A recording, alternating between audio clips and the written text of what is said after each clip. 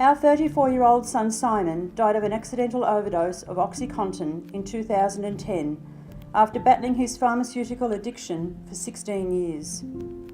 While struggling to keep Simon alive, we were dismayed that doctors prescribing copious amounts of medications for him had no way of knowing what he was taking, how often, how much, or from where he was receiving the scripts.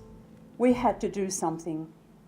We officially commenced our campaign for a real-time database in 2007 at a parliamentary inquiry, and thankfully, at least in Victoria, our efforts have been almost rewarded.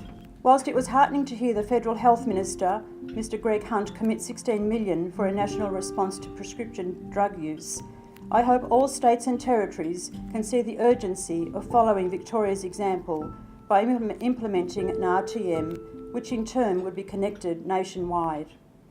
It is imperative that this should be mandatory in all states and territories, as our borders are porous. We will simply have a leaking bucket if all don't follow the Victorian example. I also urge all governments to provide more treatment facilities for drug use, rather than build more jails, with their ever-revolving doors. They are not the solution. Simon didn't want to die, nor did Heath Ledger, Michael Jackson, Prince, or the others probably. Despite trying and succeeding many times, sustained recovery was so hard for Simon. He, like us, was powerless over his addiction, even though he had every reason to live. He was a son, a father, a brother and a friend. He had a little girl whom he loved dearly, and he had us, a loving, supporting family. This can happen to anyone, and it is happening today as I speak. In conclusion, may I say, it is 7 years since Simon died. It never gets any easier. Days like today remind me of what we lost to drugs, to legal drugs.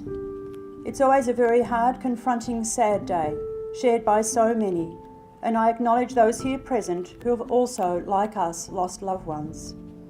I still miss the warmth of Simon's smile, his caring manner, his sense of humour, the smell of his his most favourite aftershave, but mostly I miss his love. He was a real person, and his life mattered. We all must do better. Thank you.